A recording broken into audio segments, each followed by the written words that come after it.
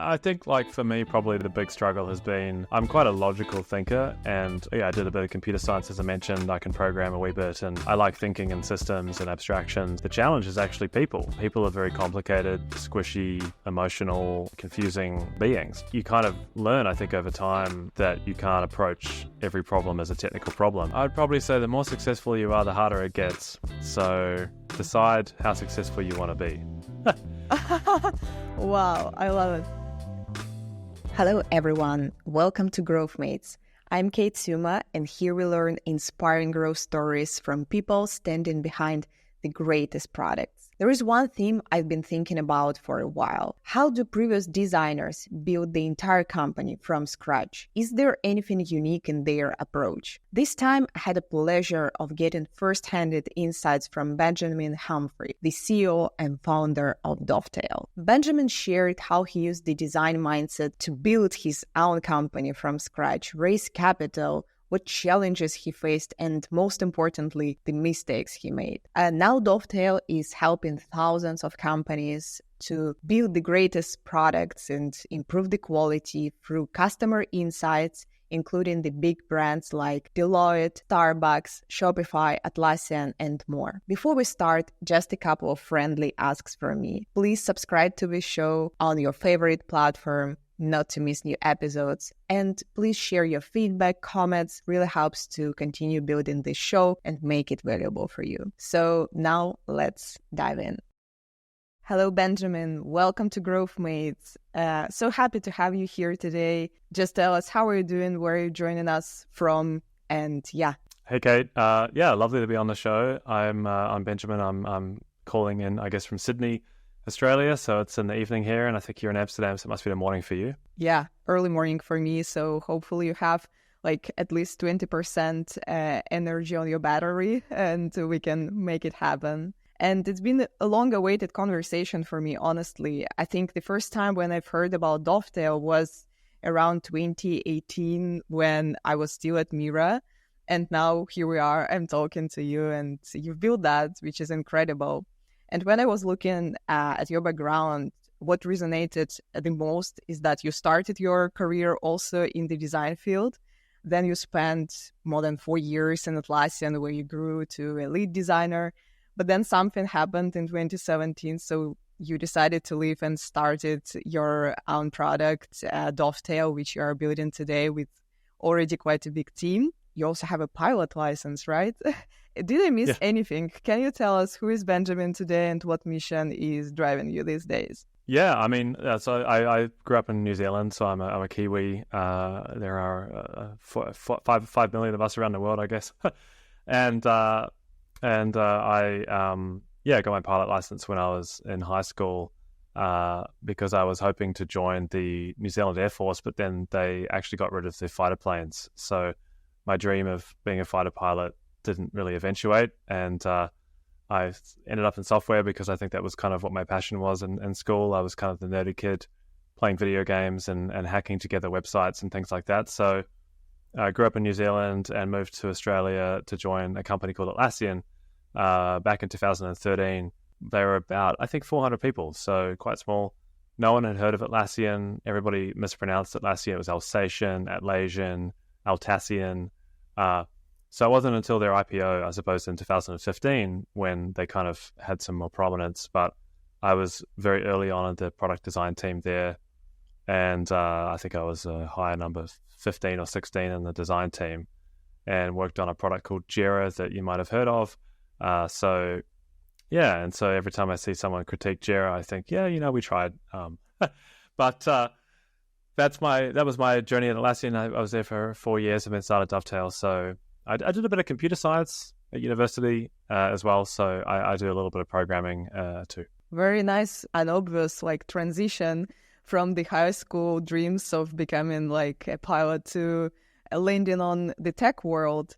But it's interesting maybe to dive deeper into the moment of 2017 when you decided to leave a comfortable job at Atlassian post-IPO to start your own product. So what happened that time? Why you made such a leap?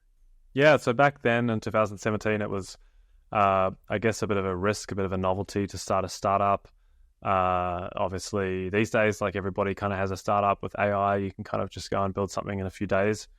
Back in 2017, our colleagues, when Brad and I left Atlassian, my co-founder, our colleagues kind of treated us like zoo animals. They were kind of interested in the experiment of building a startup, and so we would get breakfast with them once a month in the city, and we would tell them how it was going, and they would kind of look with interest and listen with interest and sort of think, oh man, these guys are kind of nuts. But we did that for 18 months, just bootstrapping, and then we hired our first employee. We never wanted to build a big business, actually. So Brad and I think like I was kind of burned out from Atlassian. It was a really big 4-year period. When I joined, as I said, we were about 400 people, and when I left, it was over 2,200 people. And so the company had 5x'd in only 4 years.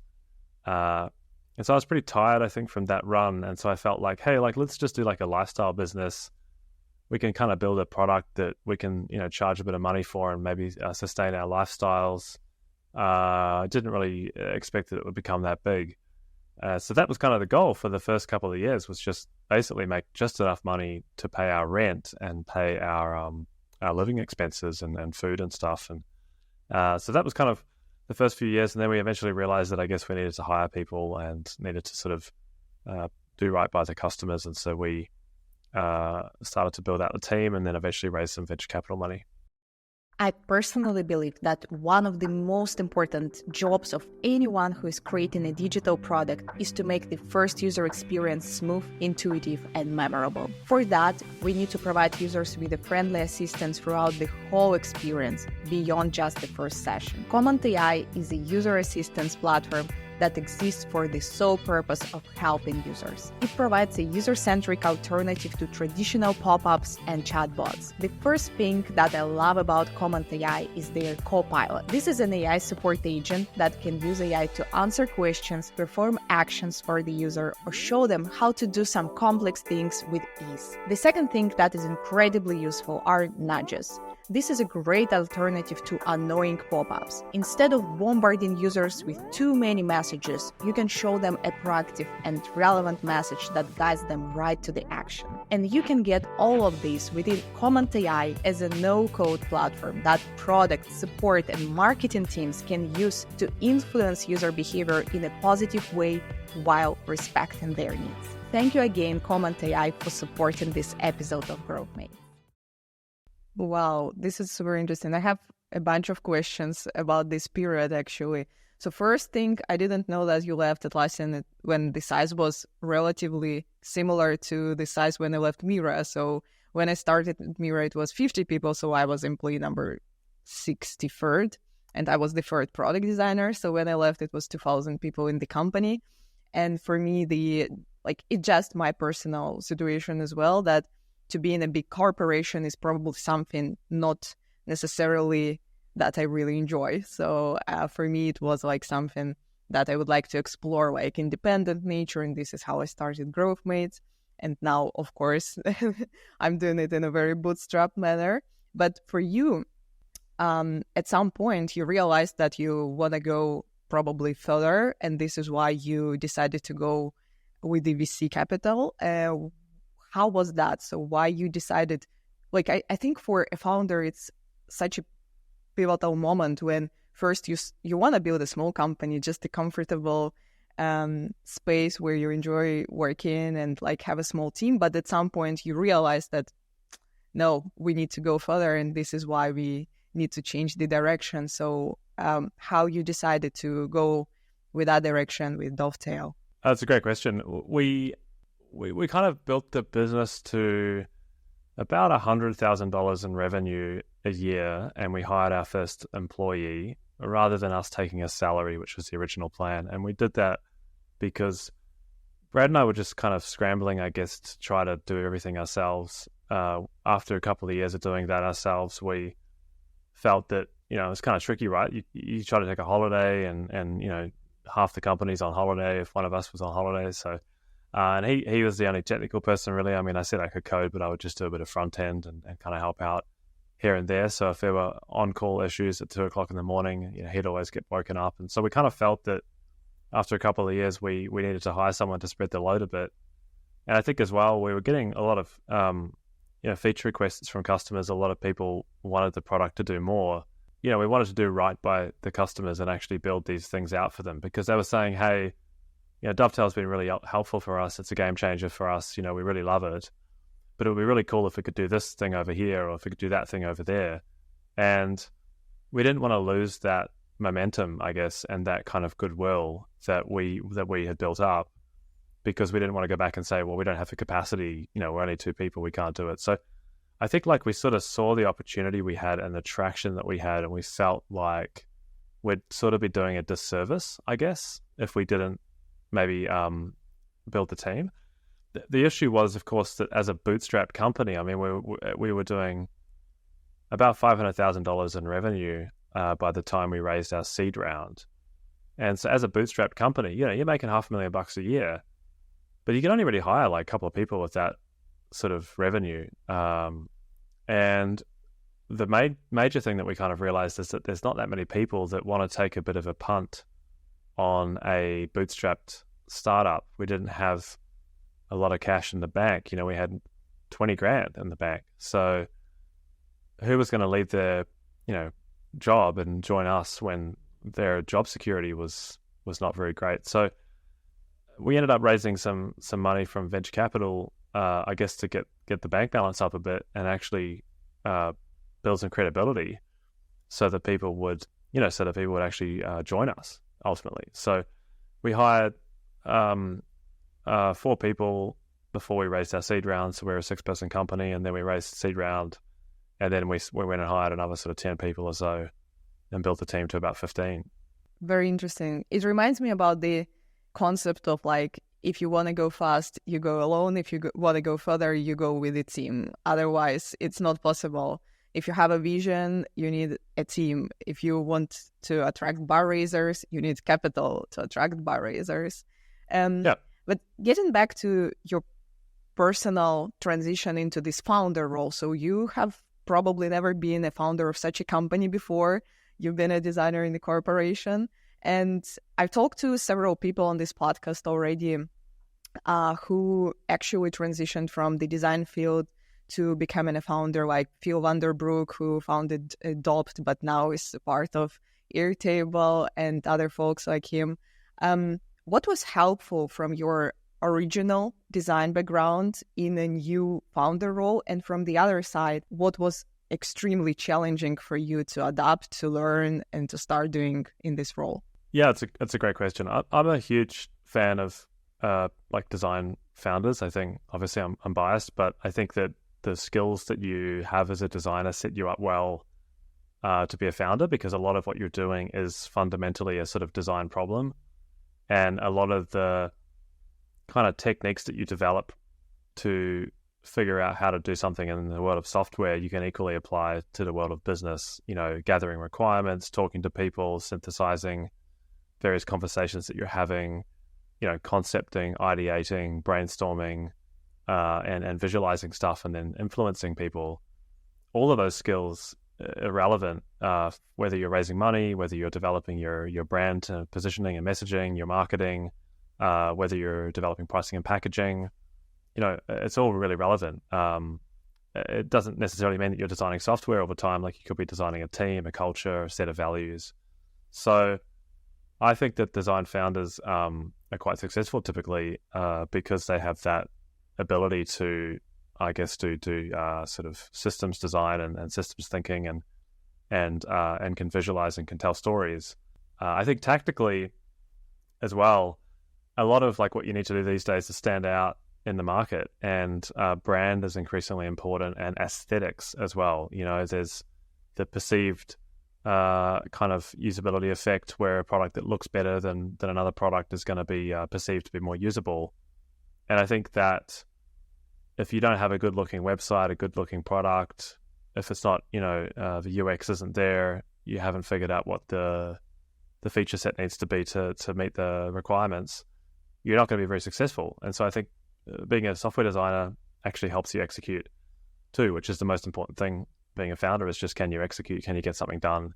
Can you build a product and take it to market? Wonderful. It resonates a lot, especially like just this product sense in a way that goes beyond just requirements or functionality, but taking the broader spectrum of aesthetics from the brand language to the actual UX. But covering the second part of my question, what was extremely challenging for you that you didn't have in your skill set as a designer before, but you had to learn fast because now you need to raise a capital, run a team, make some hard decisions for the business? Yeah, I think like for me, probably the big struggle has been I'm quite a logical thinker, and yeah, I did a bit of computer science, as I mentioned. I can program a wee bit, and I like thinking in systems and abstractions, and I like thinking in interfaces and APIs, and you know, that's probably true of a lot of technical founders, engineers, and designers, and so on. And then the challenge is actually people, right? Like you just don't. People are very complicated, squishy, emotional, confusing beings, and you kind of learn, I think, over time that you can't approach every problem as a technical problem. You need to have some sort of nuance there and modulate your communication based on who you're talking to. So I think one of the things I learned was that everyone's different. And so you need to figure out what's the unique kind of way that you're going to manage somebody or give somebody feedback or communicate with somebody that's going to work for them. Whereas I think in the beginning, my assumption was, well, the company, the group of people is just like a software system. It's predictable, it's logical, it's reasonable, it's it's conditional and structured. But that's couldn't be further from the truth. It's a squishy human system, right? And that's kind of what businesses are ultimately. So I think all those soft skills that you might not have as a technical founder, I think that's the kind of challenge that you face when you start a company, is building those soft skills and knowing how to work with people. Wow, this is a topic for another 1 hour podcast, I think. How to how to adapt yourself in that way. And this is something that inspires me to consider one time maybe a direction of becoming a founder, because I think in my experience of working at Mira, I quite fast transitioned to management. So after being just for 3 years a hands-on designer, I transitioned to design leader and then to head of growth product design. And for me, like, the people skills were always sort of natural. This is why I'm doing this podcast as well. And this is why I think for people who have been managers before, maybe it's a little bit easier or like more intuitive to adapt this skill set. But for technical folks who were more hands-on on craft, it's more difficult, definitely. And on that note, maybe we can finally talk about Dovetail. So just maybe you can tell our listeners what is Dovetail and how you uncovered the problem that currently your product is serving for. Yeah, so Dovetail is what we call a customer insights hub or a customer insights platform. And so basically what it's supposed to do is take all the fragmented qualitative anecdotal data and feedback that a business receives, whether that's through research like customer interviews, usability testing, survey results, CSAT stuff, also through user feedback, app reviews, support tickets, kind of all of that, qual data that often just goes unread. And the idea is that we centralize that. We increasingly use AI to try to make sense of that for you, to classify it, present insights and themes that you can then go and use in your product development. So prioritization sessions, design ideation sessions, things like that.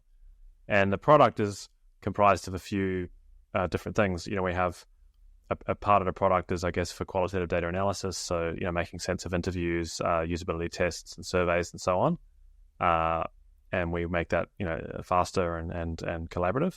We have another product that's designed for voice of customer data. So like, app reviews and support tickets and things to keep a pulse on your voice of customer.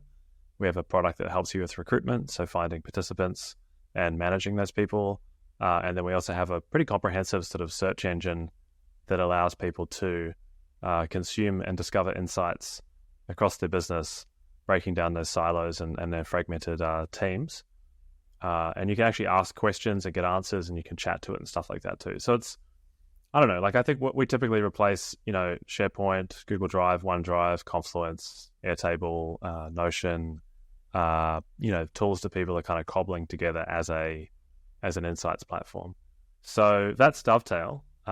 Wonderful. It's a lot. I want to ask you about what was the first version of that, but we will talk about that probably in the context of the progressive disclosure, but also how you uncovered the first initial problem that you'd like to solve. Yeah, 100%. So I was working as a designer at Atlassian, and I noticed that we had a lot of software that was built for the D side of R&D, the acronym Research and Development, R&D. Engineers obviously build software for themselves, and so there was this very mature landscape of tools to help you, write code, to deploy code, to monitor it, continuous integration deployment software, version control systems. And so that was very mature. And then product management tooling was very mature, really, with, Jira, Asana, Monday.com, Trello. And then design software, when I was at Atlassian, we were using Photoshop, and then Sketch came along to introduce, vector-based design tooling. And then kind of like a couple of years after I left Atlassian and started Dovetail, Figma obviously rose in popularity. And then I kind of noticed that designers were starting to get some love. But I looked at the user researchers that I was working with, and they had nothing. They had no software really built for them. They would use Google Sheets or Excel to analyze data. They would use physical sticky notes on real whiteboards, and then eventually used real-time board and Miro, which became Miro.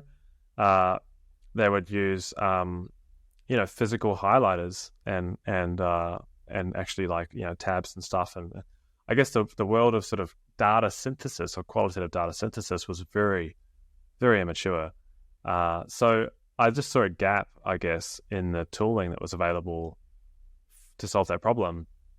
And then the other thing I noticed as well was our product team was based in Sydney at Atlassian, and the go-to-market team is based in San Francisco. And we have the same setup at Dovetail with our product team in Sydney and GTM and SF.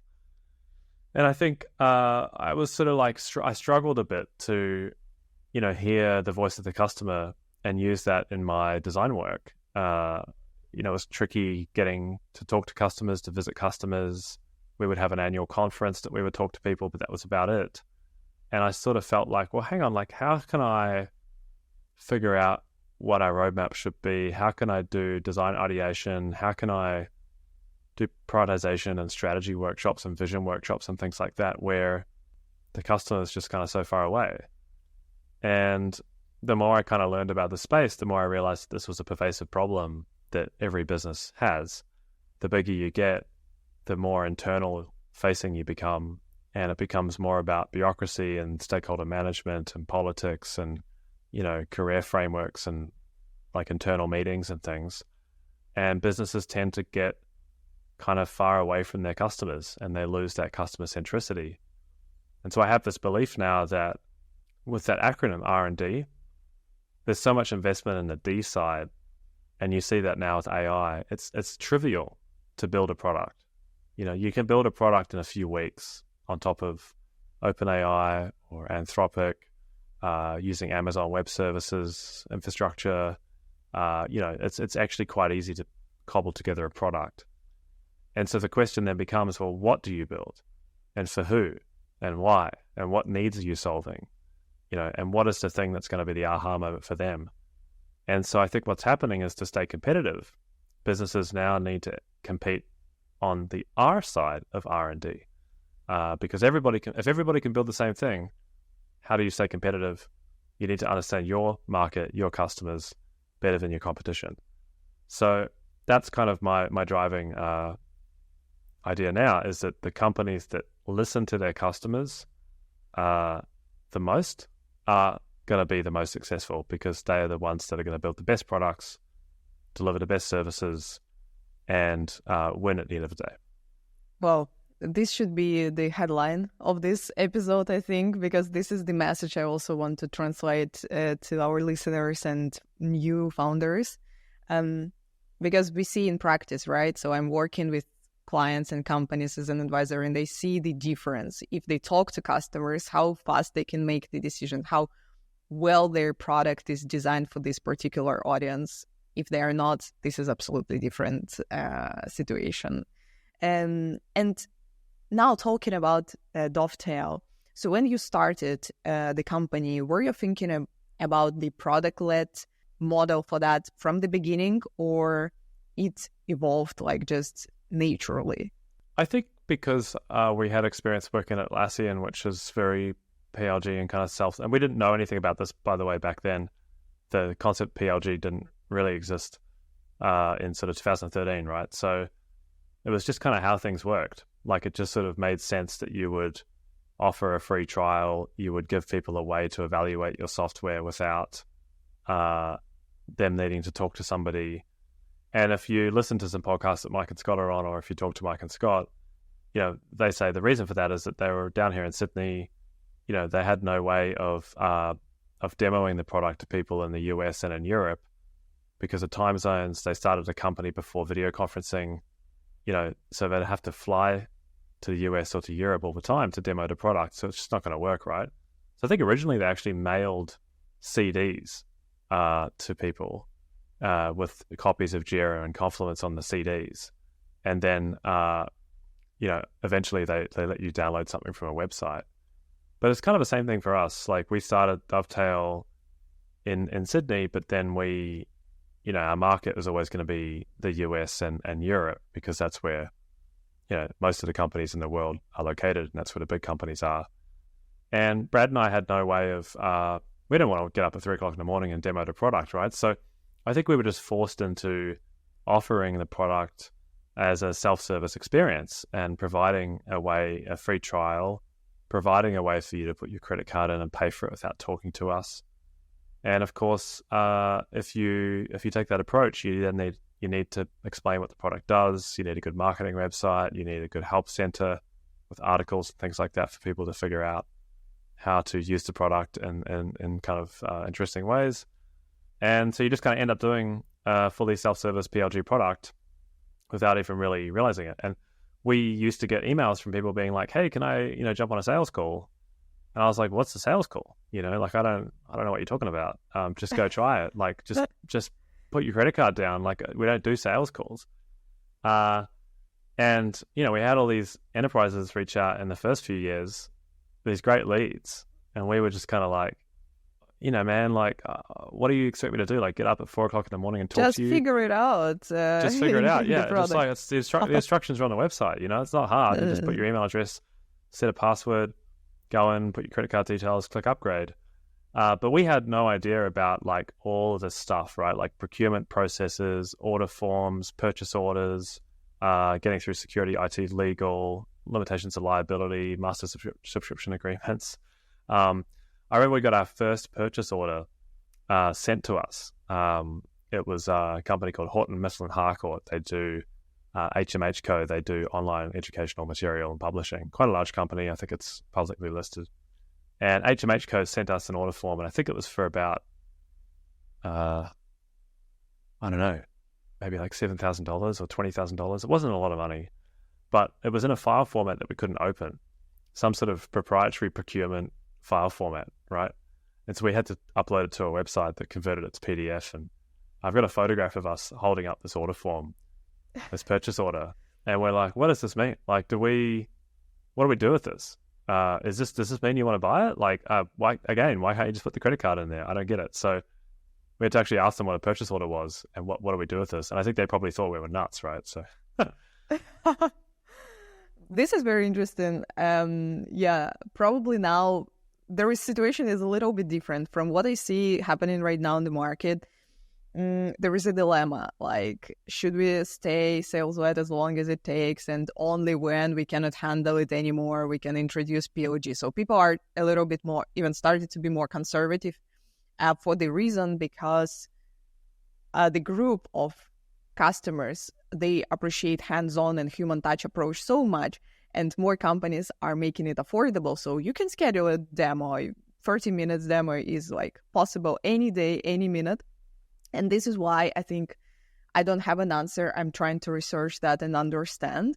But even bigger players are going now into the like more human touch, sales-led motion, just probably because it's becoming a little bit more difficult to rely only on PLG, But I think the combination is a good way to find the right balance and have a strong combination of both motions. And on that note, I want to talk to you about the progressive disclosure, the theme that we briefly discussed with you on our previous call. And I really like that because it also helps to bring the design and user research lens to this business discussion. Just to remind everyone, progressive disclosure is just a cognitive psychology principle that says that people are less overwhelmed if they are exposed to complex things or features or concepts a bit later.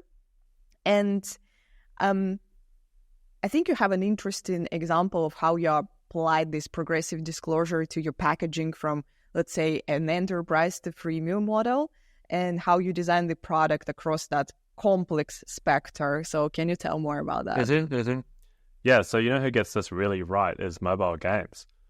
So if you download like a game on your phone, they're like masters at progressive disclosure, as well as console games and computer games. Like if you play like an RPG, you know, first they'll introduce you to the fact that you can eat food or something, and then it's like, oh no, you got to go hunt and gather, and here's like a knife, go try that out, and then here's like a bow and arrow. You know, you've found a bow and arrow. You know, here's how you can use that.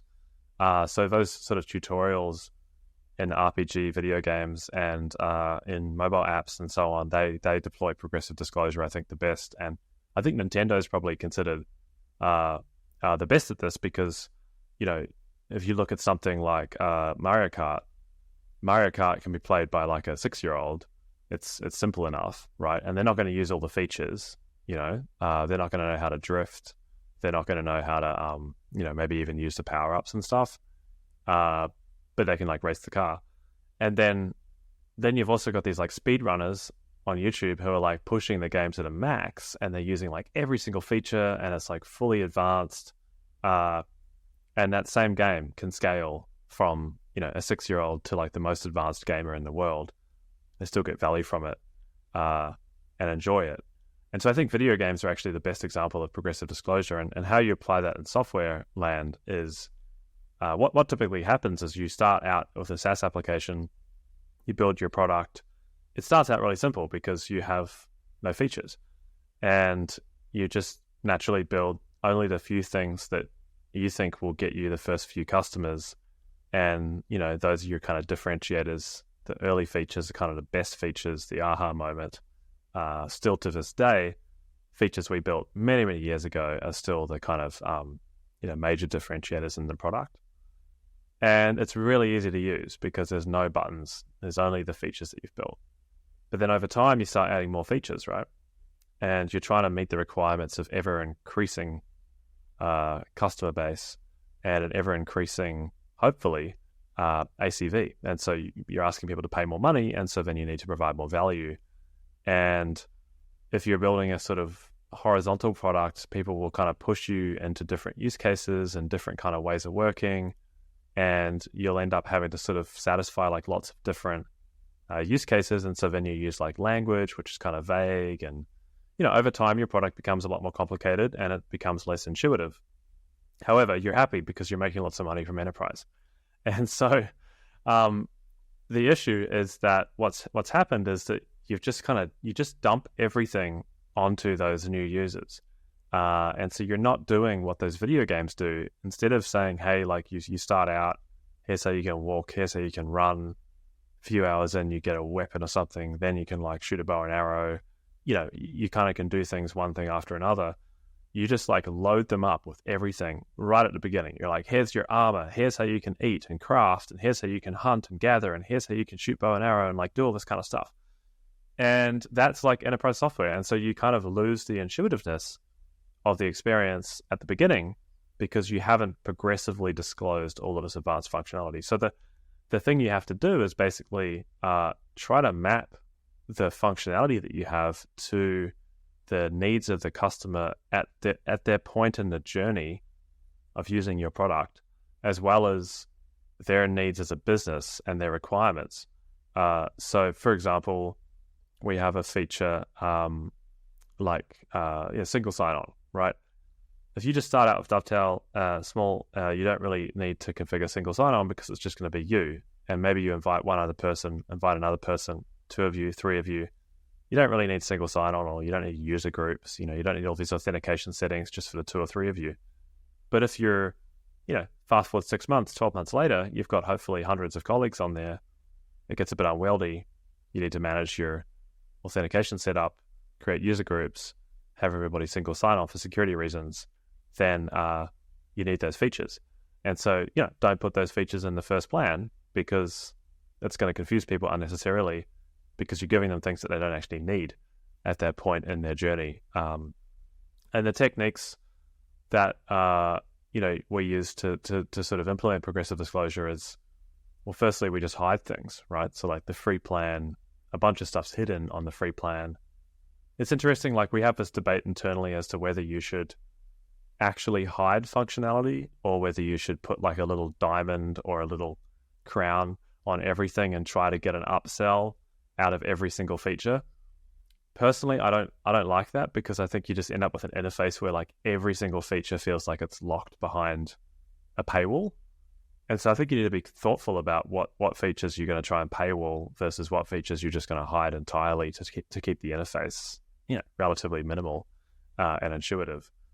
And so then you kind of like chunk your features into each plan, and that makes a lot of sense, obviously, as you go up the stack. But I think a more interesting way to do it is you kind of do it dynamically based on like the content that they have in the workspace or in the product, or and a good example of that is like an empty state, right? So like an empty state, when there's no content, it exists, tells you how to do something. When there is content, it's hidden, and now you have a new set of functionality.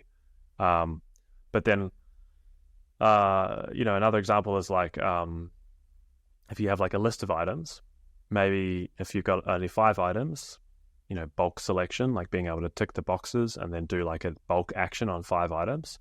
Probably not that necessary when you've only got a few of them, but maybe after you have 10 or more, okay, now let's let you know that you can select items in bulk and you can do things in bulk because, you need to. So kind of gracefully exposing functionality as needed, I think is a really great design approach. I love that we ended on this note of like actually optimizing for discoverability of these features in the right time, in the right place, because this is a challenge that companies are facing right now. Everyone wants to optimize conversion to paid, expansion rates, and revenue in the end. And I've been researching it for a long time, and I think I've looked at how Dovetail was doing that back in the days. And the fact is that it's a system, right? So users will be uncovering these new functionalities contextually over a period of time, and only after encountering several touch points, they will make a decision like, all right, we are ready to upgrade. And I also don't like the concept when like the whole interface is packed with these crown icons. However, I think overall, Canva is doing a relatively good job here. They are trying to add these crown icons or star icons. I don't remember which was there last time, but it's always contextual and relevant. For some reason, you encountered that and you think like, oh, yeah, exactly, I need that. Maybe not today, but I will think about it tomorrow. So, and you're right, like thinking about the user and their workflow first is the type of decision-making here, not sort of top-down, business-driven, like we have a new feature, let's just upsell it. I and think it's you want a to lot create about onboarding, You want to create a bit of upwards pressure as well. So, for example, our free plan, you can have unlimited users, right, for free, but you only get one project. And so you can dump everything into that one project, and then that's great. But then you'll start stepping on the toes of the other people in your workspace, your colleagues, and you'll be like, man, it'd be good if we could like have another project, move your stuff out of my space, right? And it's like, oh, okay, upgrade to professional. You'll be able to create multiple projects for all of your people, and you can move all your content out there. And so you kind of almost like, it's like you charge people to organize the chaos that they create with your very generous free plan. Exactly. So And by the way, have you had one project all the time, or you started with 2, 3 projects? How was that? no, it's changed a lot. I mean, this is the recent iteration of the free plan. Previously, we've done mostly just feature gating, so you kind of just get a full experience. It's not really usage based. We've had usage based limits on things like transcription hours and things like that. But I think the current state of the world with us is basically you can have unlimited usage, unlimited content, unlimited users, but your workspace is going to become hella messy at some point. And so we'll charge you basically to kind of keep it tidy and organize it. You get projects, you get folders, you get search, you can find things, and I think that creates a bit of upward pressure because it removes the usage limits on the core kind of habit forming loops. It's like we're not going to limit how much transcription you can use each month. We're not going to limit how much AI you can use each month. We're not even going to limit how many users you can have. You go crazy.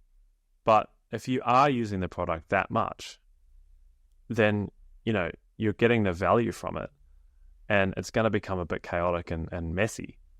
So maybe you want to consider upgrading so that you can organize your stuff in a more thoughtful way.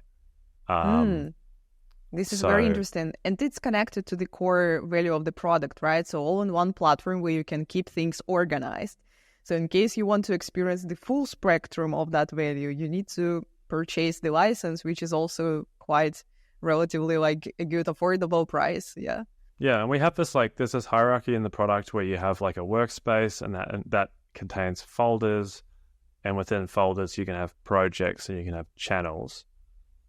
And we used to have it so that the layer cake was you land in your workspace as a new user and it's like, what do? I create a folder. Oh, that's boring. What the hell's a folder? Oh, I create a project. That's boring. What's a project? Oh, now I can go and actually put some data into the product. And we would force you to go through this hierarchy from the top down, right? And so recently with our free plan, we flipped it. We said, forget about that structure. Let's start you at the bottom of the hierarchy. So let's start you inside a piece of data and show you how you can like get value from that one piece of data. And then when you close that dialogue, you realize you're inside a container, which is actually a project. And then you're just happily working away and you think that that's the whole of Dovetail, right? And then you upgrade and then it's like, just kidding, this is actually inside a folder all along. And you didn't even know it. And now you can have multiple projects inside that folder. Oh my God. And now this whole thing lives inside a workspace. And so you're actually doing it from the bottom up. You're kind of landing them in the aha moment right at the beginning, the valuable part of the product. And then you're exposing the structure around it progressively as they need it. So, Wow. and it's kind of like it's kind of a cool like thing because you kind of think, like you log into Dovetail, the free plan, you think this is the whole product.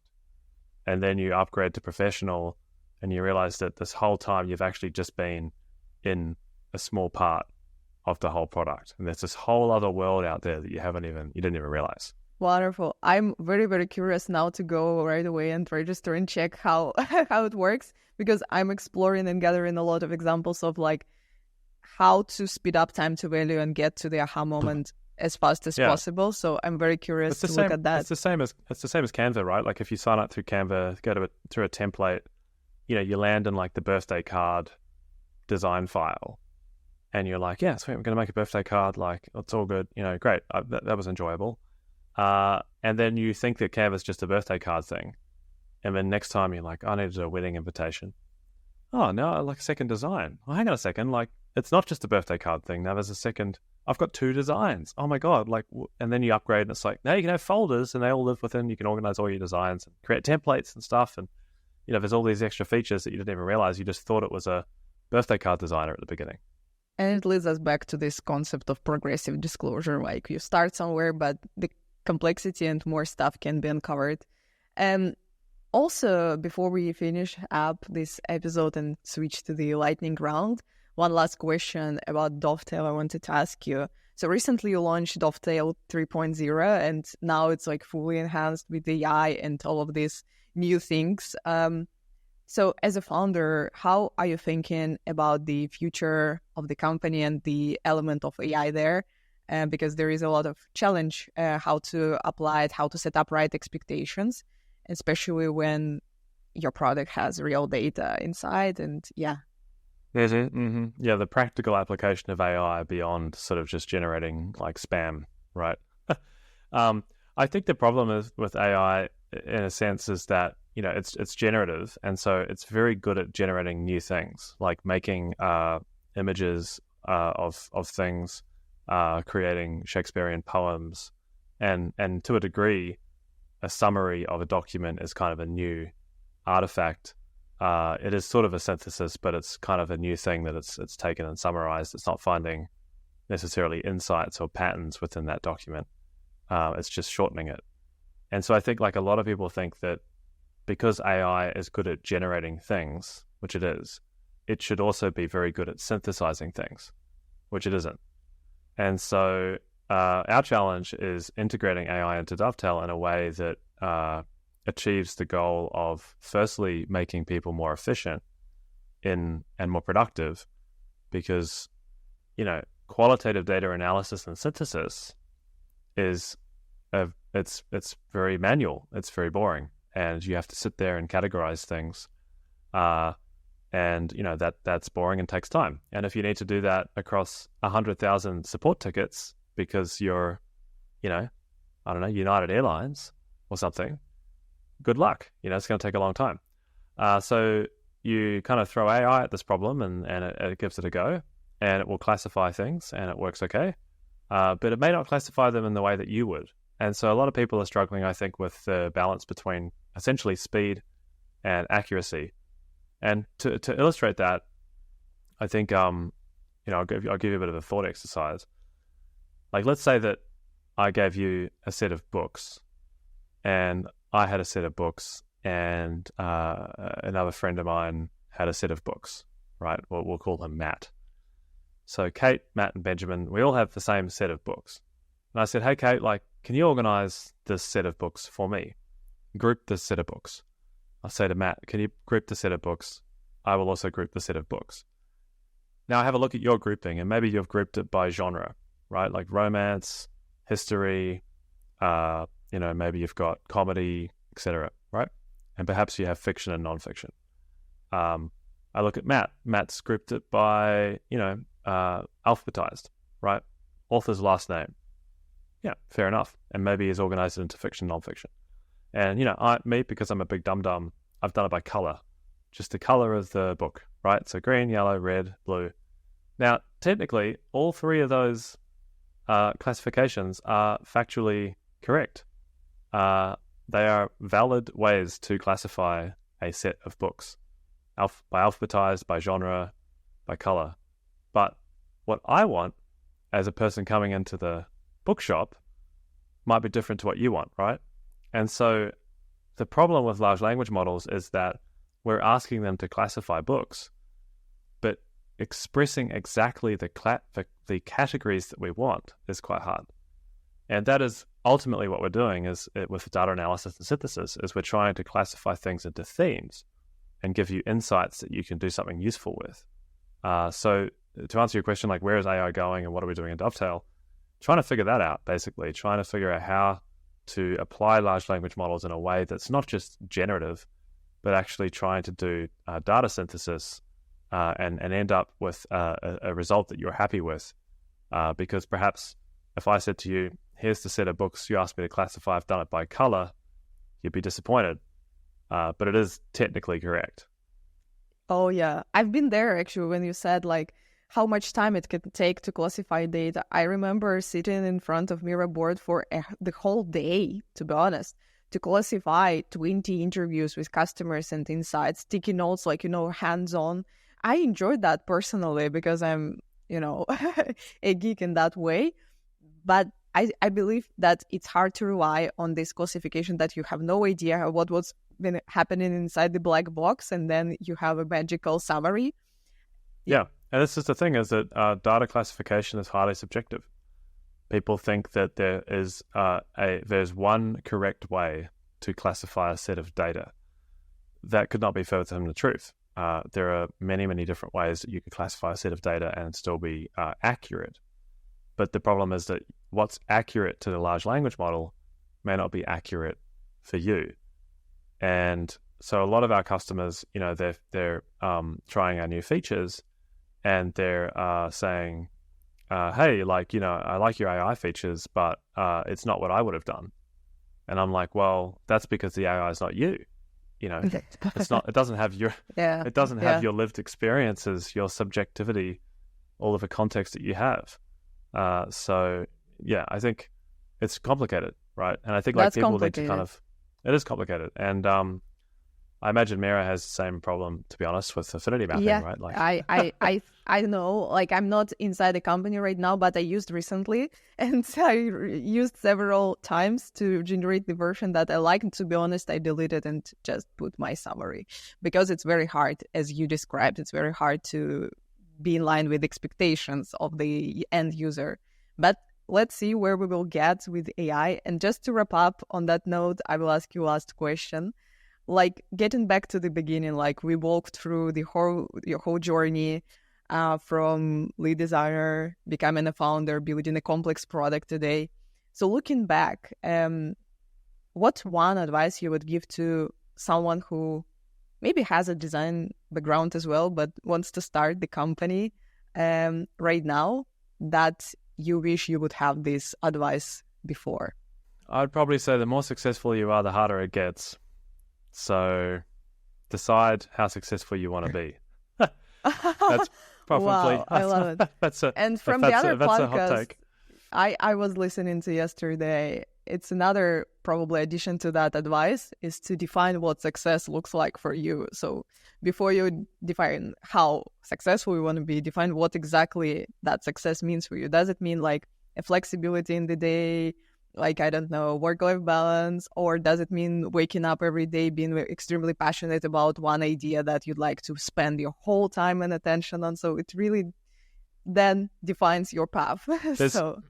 There's a sort of little secret in the world of startup founders, which is that I think the only reason that people start startups is because they're super naive. And I think after many, many years of building a company, you learn a lot of lessons, and you kind of think back and you're like, man, if I had known all of this at the time, would I have really done that? And your answer to that? I don't know. It's tough. It's tough. It's honestly tough. I think, there's a lot of time spent fantasizing about being a designer at Atlassian, to be honest. But I think one of the things that I think is nice about being a founder is that you can create, meaningful impact, I guess, on the world, right? We employ 120 people. We have many thousands of customers who like using the product every day, and you can actually do something of note, and have an impact that is bigger than what you could do as an individual in a business. But the cost of that on your own, your health, your stress levels, all this sort of stuff is not to be understated. So I would say, by all means go for it, but be very clear on, how big do you want this thing to become, because it gets pretty complicated after a point in time. It is way more complicated. I think now you understand after so many years, for me, it's now more at the moment of understanding how complex it is to build something on yourself, be independent versus being in-house. It's absolutely different world of complexity. But honestly, so to many people who I asked this question, they said more yes rather than no. If they became a founder, they're a founder forever. Basically, the mindset of a founder remains with you, and you just do it, taking into account all of the consequences of that. Yeah, I think it takes a special sort, I think, to try and sort of figure it out. But I would encourage people to try for sure. And I think you just need to, do a lot of reading as to what you're going to experience, and talk to lots of people who are a bit further along the journey. I think is helpful as well. That's been really helpful for me over the years. But yeah, it's not easy at all. And I think we've been relatively lucky, to be honest. I think we've had quite a lot of, we're fortunate enough to have quite a lot of success and finding product market fit quite quickly. And, you know, we're pretty lucky in the types of customers we have and the, you know, the kind of outcomes we've driven so far. But I think these days in particular, I think actually it's very difficult. It's very, very difficult to cut through the noise. It's very, very difficult to build something that's differentiated when everybody has access to the same technology. And I think it's difficult to fundraise as well because of the economy right now. And it's also like SaaS software spending is down, you know, like there's a lot of people don't just want to slap software on their credit card these days. They want to, budgets are tighter, and there's an increase in compliance and regulation and everything like that. So it's certainly a lot harder these days than it was in 2017. And I think probably a little bit easier in 2017 than when Mike and Scott started Atlassian in 2001. But, you know, it's not easy. It's not easy, but let's leave it, our listeners, on that note with considerations like, is it for you, is it not? But now you have more context to decide. Thank you so much, Benjamin, for your time. It was fantastic conversation. Really, really enjoyed that. And yeah, thanks for being here today. No worries. Really appreciate it, Kate. Cheers. Thank you. Thank you for listening. Subscribe to the show on growthmates.club and get free playbook with frameworks and insights. If you find this valuable, please share it with your friends and colleagues and subscribe to the show on your favorite platforms to get new episodes. Let's keep growing together.